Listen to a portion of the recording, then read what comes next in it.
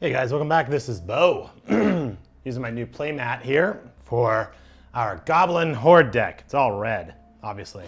I did get 100 likes on the box video, so we're gonna go ahead and talk about this deck. So, here we go. Let's get things kicked off correctly. Goblin Rabble Masters. These guys are pretty amazing. Basically, it means anytime there's a combat phase, you put out a 1/1 red Goblin token with haste. And anytime the Rabble Master also attacks, it will give +1 until the end of the turn to every attacking Goblin. This is pretty important. Keep remembering that one, okay? Then we start getting into other creatures that I have, like these Monetary Swift Spears. These are awesome. They have haste, so you put it out there, and prowess. So anytime you cast a non-creature spell, this card gets +1/+1. It's ridiculous, because especially when you start seeing some of the spells we have, you'll understand why that is a crazy, crazy thing. Many of the cards in this deck for creatures revolve around dash. So these are 3 Zurgo Bell Strikers. These guys are great, because it's only 1 to put it out, or you can put 2 mana and you can dash. So dash just means it goes out for a turn, it can attack, and then as soon as you're done with combat and you go into the second phase, you can put it back in your hand. It's really crazy good against blue control decks because they hate that card. Another right here, another set of dash, just 2 of the Goblin Heel Cutters. These are the same reason, because you can put for 3 and dash in for 3, so it's a 1-to-1 mana ratio, which ain't too bad. Nice part about these are whenever the Goblin Heel Striker attacks, target creature cannot block this turn. So that's pretty useful if you want to maybe throw in for 3 to get rid of a big dragon or something, or just trying to steamroll through something. So here is yet another one you should really consider putting in if you're going to do a swarm deck. These ones are Foundry Street Denizens. These guys only cost 1 mana to get out. They're a 1/1 character, but anytime a red character enters the battlefield under control, the Denizen gets +1/+0 to the end of the turn. Again, remember the Rabble Master and this guy? Just keep that in mind.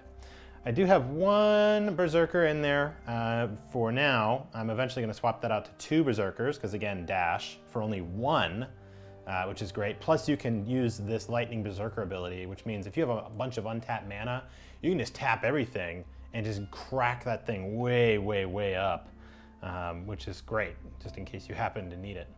The next couple cards are these Murdo Scouts. Eventually one of these is going to leave for another Zurgo Bell Striker, because I only have 3, but I want 4. And then this one I'll probably throw in I'll probably just leave it, because it's so nice to have a 3/1. So I might actually swap these guys for these, because they just have so much ability for going in there and just harassment against blue. All right, so let's get into the spells. These are the ones that will really show you why we have this guy for the Rabble Master to make tokens, this guy where you get +1 for every creature that enters the battlefield, right there. Hordling Outburst. These put tokens on the deck, on the field. Now tokens, you might ask, how many tokens do you need for this deck? Quite a bit, quite a bit. I have about 18 Goblin tokens here, and sometimes, you never know, you might actually clear that many tokens in a game. Hordlin, it's for 3 mana. You'll put out 3 1/1 Goblins.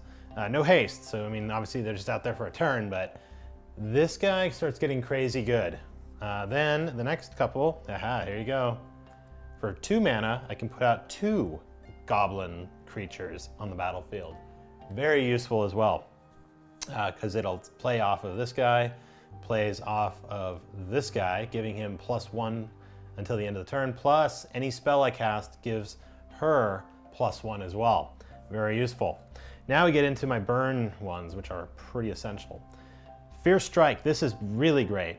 Basically any bigger creature damage can't be prevented this turn, so you can stack these no problem. They can't do cancels. Wild Turn does 2 damage to either a player or a creature. Here are the awesome ones. You want to have these for darn sure. It's Searing Blood. The best part about these is that you can deal 2 damage to a creature, but when that creature dies this turn, then Searing Blade deals 3 damage to the controller. So you can stack these. So if you've got like a 4/4 creature on the other side, you throw 2 of these down, and if he doesn't do something to kill his own creature or cancel something, you can hit the next character for 6 damage plus kill his weapon, which is pretty dope. Any red burn deck or red deck would not be complete without a playset of Stoked the Flames. 4 of those bad boys. The best part about these are that you can convoke, which just basically means you can tap your creatures to act as a mana to cast this. So remember all these tokens? If all you have is a whole bunch of 1/1 tokens, you could tap as many of those tokens as you want and get this guy out. So what I would do is if I had, let's say, like 4 mana, right?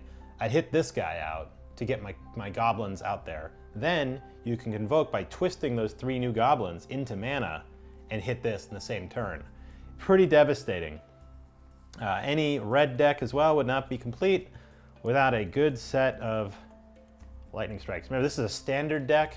There is a lightning bolt with only 1, but for this particular deck, lightning strikes are great. 3 damage to a creature or a player. Very good for softening up 4/4 characters. Because if you go in and attack with a whole bunch of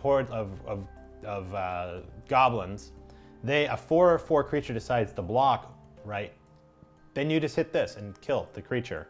And then just for good measure, I have 1 of these, a Volcanic Rush. Basically, any attacking creature has +2/+0 and trample until the end of the turn. So that turns any one of my tokens. So if I got 6 or 10 tokens out, they go from a 1/1 to a 2/1, or to a 3/1, plus trample. So they just damage directly to the guy if that's what's up. Now, how many lands do I run? I only have basic lands right now. I really, really need to get some fetch lands. I need to get 1, 2, 3, 4 of the wooded foothills, so that way I can go dive for forest or mountain.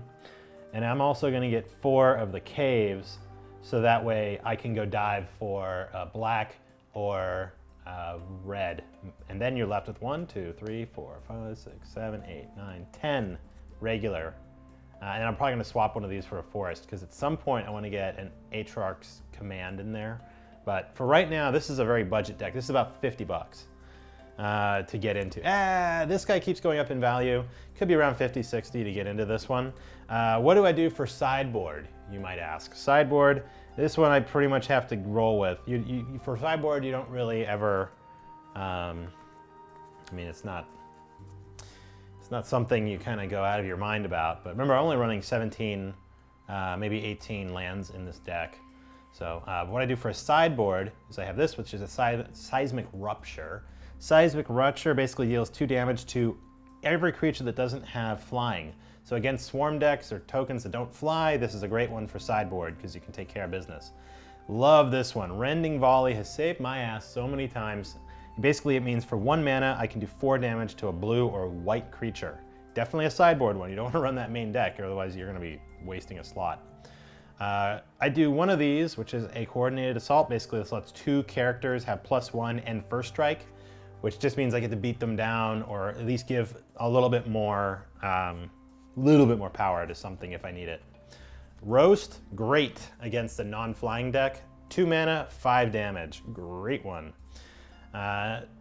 Magmatic Chasm, basically any creature without flying can't block. Pretty self-explanatory why that's a really good thing if you're going up against a non-flying deck.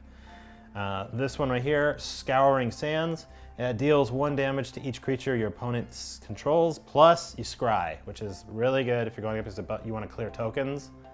That one will do the trick. And then I have 2 of the Titan Strength, which are +3, +1, and scry.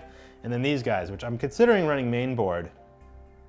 But it's really, really sucks because if you run one of these Impact Tremors and you do it, it goes against both opponents. So basically it's a deck clear for any token deck. So that's what I have currently right now. So taking my little sideboard away.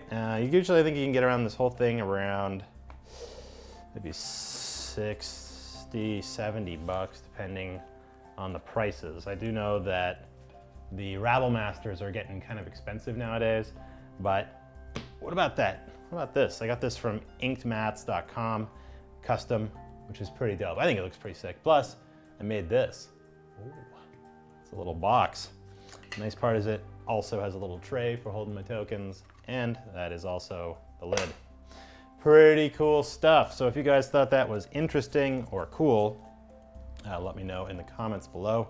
Again, I do prices on all these cards, but for real sake, they change so much, especially some of the Theros cards potentially might be getting a lot cheaper soon, just because of the, I don't know, just put a whole bunch of lands.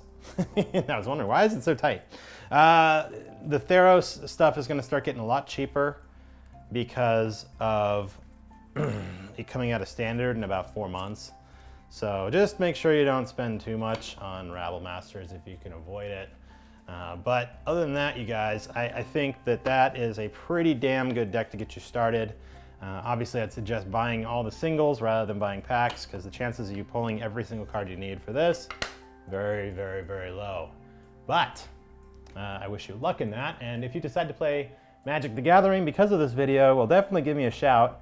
If you're in the San Francisco Bay Area, normally the shop that I play at is a place called Anime Imports in Pacifica.